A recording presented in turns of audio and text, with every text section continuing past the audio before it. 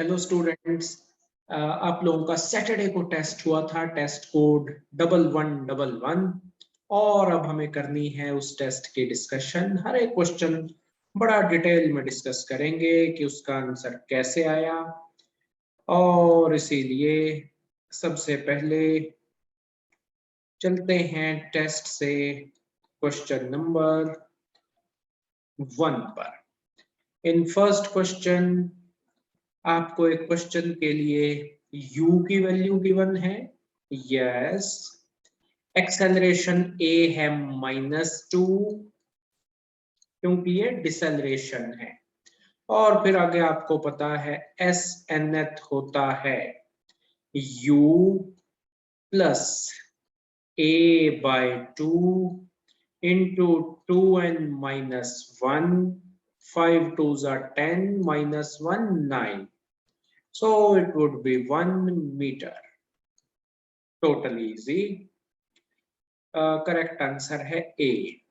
Second question में body is moving from rest, थोड़ा सा सब्जेक्टिव टाइप का क्वेश्चन था ये, और अच्छा क्वेश्चन मैं कहूंगा, प्रोबेबली इस टेस्ट की बेस्ट प्रॉब्लम है ये। सो स्टेप्स टू सॉल्व इट, ध्यान से पढ़ते हैं क्या गिवन है, क्या फाइंड आउट करना है। Body is moving from rest under constant acceleration. Let S1 be the displacement in the first P minus 1 seconds. यानी S1 हो गया वही ut plus half a t square. Remember u is equal to 0. Body starts from rest. So in the first p seconds displacement is S2, वो value हो जाएगी half a p square. Then what we need to do is what would be the displacement in this second. जो भी ये number of second है वहां displacement क्या हो जाएगी ये बताना है। So इस second को मैं nth second कह लेता हूं। s nth is u plus a/2 into 2n-1। हाँ जी, यही फॉर्मूला हम सब ने याद कर रखा है। फिर आपने पुट की वैल्यू और ब्रैकेट के अंदर वाली चीज को थोड़ा सा सिंप्लीफाई किया। It is 2p square minus 2p plus 2 minus 1। हाँ जी, ये +1 हो गया, isn't it? So basically it is p square। हाँ जी, 2p स्क्वायर को मैंने लिख लिया p square plus p square plus 1 minus 2p। क्या ये p माइनस 1 का स्क्वायर हो गया? और अंडरस्टूड है कि s nth है s1 plus s2। Totally okay. सो देखिए, थोड़ा सा सोचने वाला क्वेश्चन था, बट फॉर्मूलाज वही लगे जो ऑलरेडी आपको सारे के सारे रिलेशंस पता थे। Moving to question number 3। So constant acceleration से पार्टिकल चल रहा है स्टार्टिंग फ्रॉम रेस्ट। पहले 10 सेकंड में s1, नेक्स्ट 10 सेकंड्स में s2। ये क्लियरली 1:3 में हो गई। थर्ड का डायरेक्ट आंसर पार्ट डी। फिर fourth, where we say if a body starts from rest with a uniform acceleration, then clearly s is half a t square.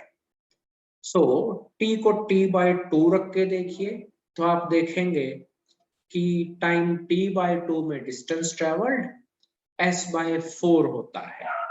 I repeat, in time t/2 the distance traveled is s/4, and so 1/4 distance में कितना time लगेगा? Half time, यानी कि 2 seconds। Totally okay. Moving to fifth, where we conclude that an object is released from some height. Suppose इस object को आपने release किया at time 0,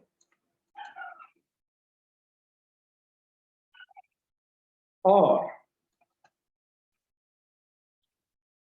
exactly after 1 second another object is also released. इसका मतलब है कि clearly the second object is released at t equal to 1 second. Distance between the two objects exactly after 2 seconds of release of second object will be. So 2 seconds के बाद देखिए दूसरी object कितना distance travel कर चुकी है, half g into 2 square, और पहली ऑब्जेक्ट अब तक 3 सेकेंड्स तक मोशन में रही है.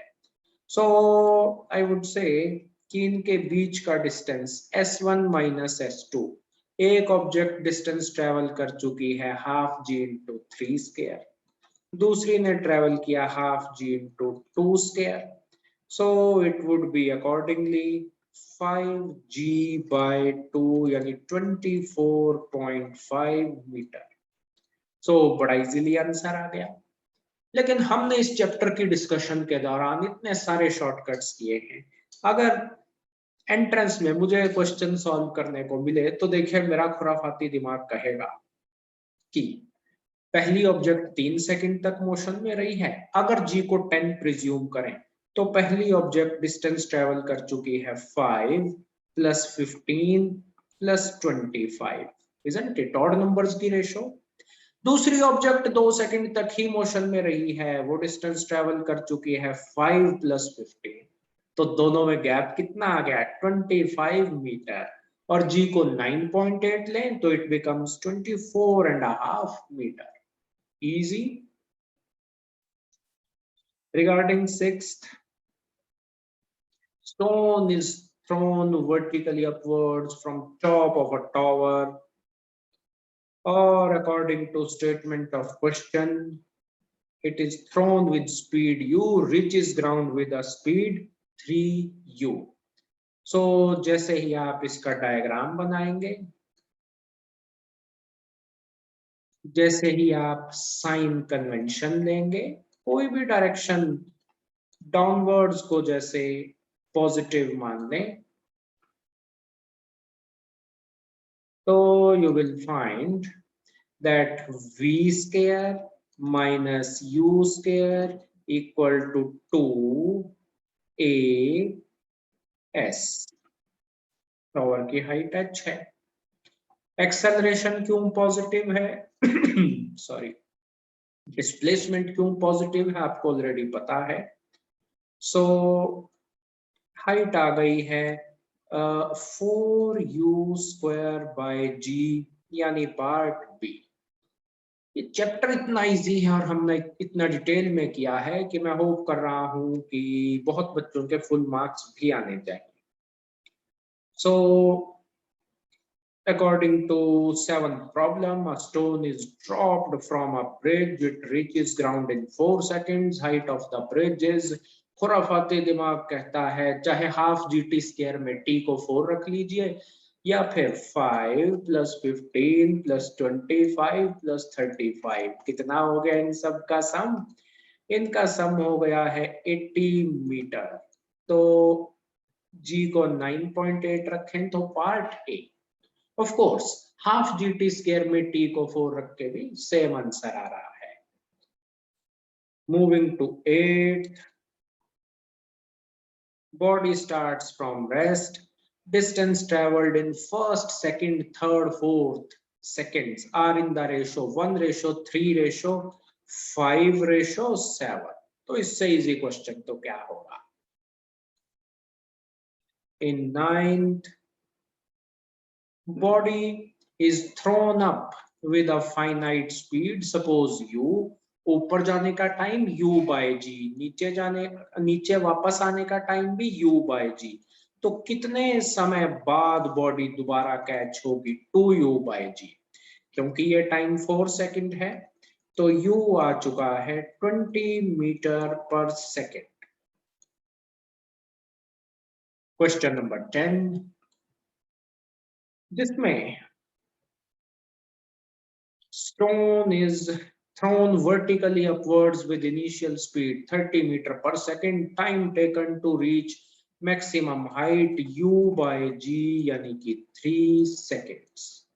अब आप देख रहे हैं मैं क्यों आपको शुरू से कह रहा हूं कि थोड़े थोड़े ये जो फॉर्मूलाज याद करने के लिए कहे हैं वो याद कर लीजिए।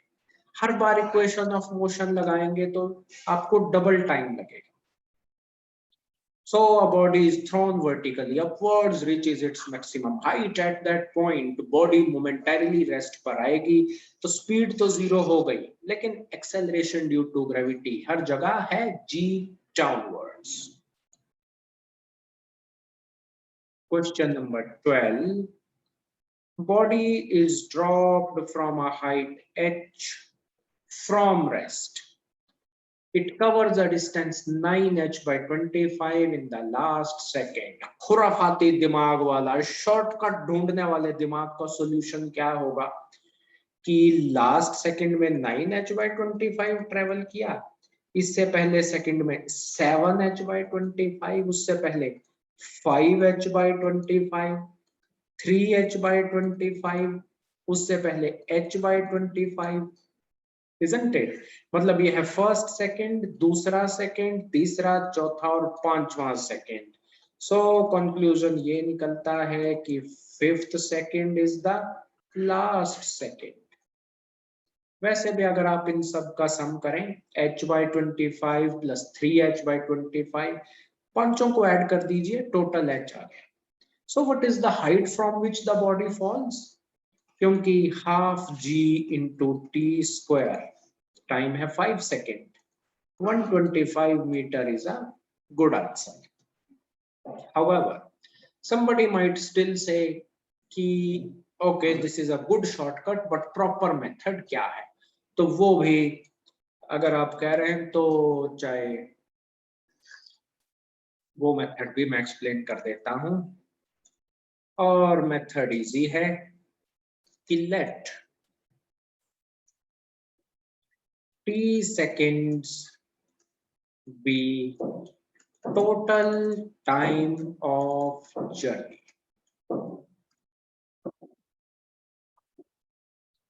तो फिर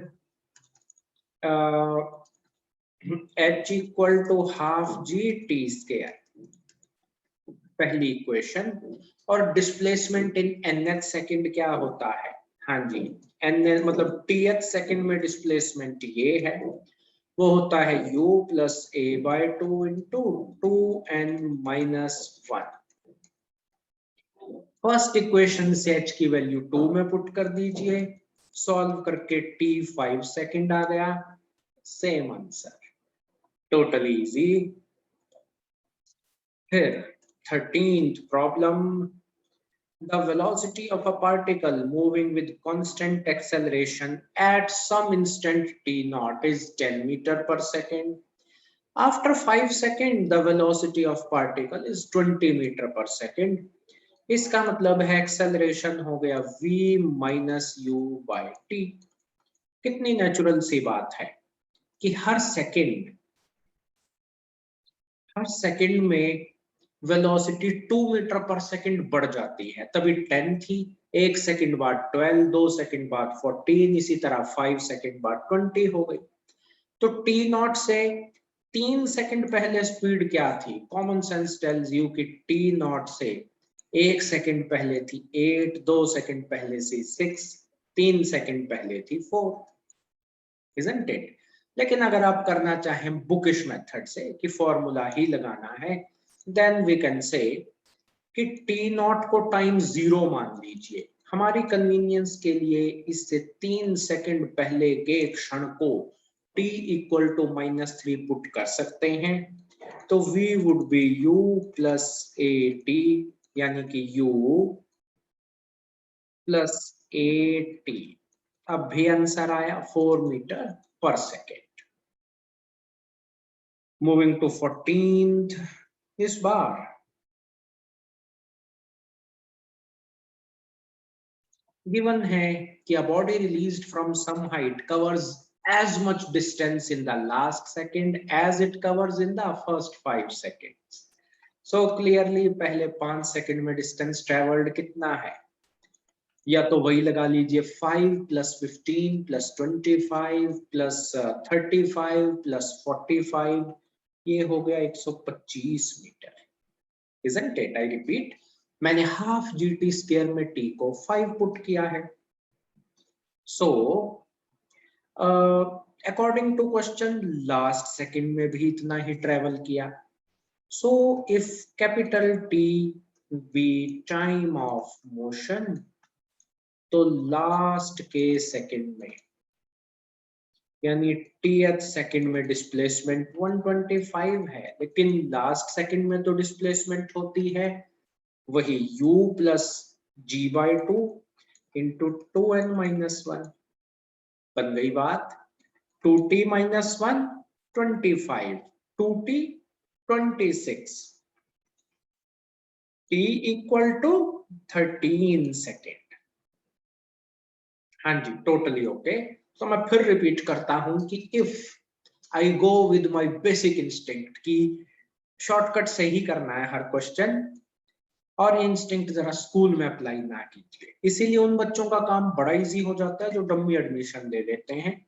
जब तक +2 में अक्टूबर एंड में बोर्ड का सिलेबस खत्म हो जाता है, इनफैक्ट बैच ही खत्म हो जाता है, after October they have to worry की बोर्ड में क्या लिखना है, किस हिसाब से अटेम्प्ट करना है, तब तक they can easily focus on their objective entrance. तो खैर,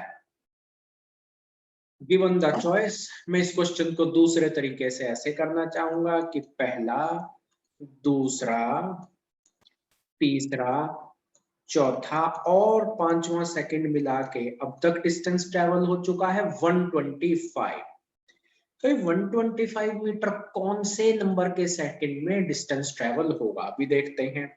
6th सेकंड में 55, 7th वाले में ये, 8th में ये, 9th में ये, 10th में ये, 11th में ये, 12th सेकंड में ये, 13th सेकंड में जाके 125 मीटर ट्रेवल हो। Isn't it? थोड़ा सा लंबा आपको डायग्राम लग रहा होगा, लेकिन इस मेथड से आंसर फिर भी कम टाइम में आ जाएगा। Back to the last question.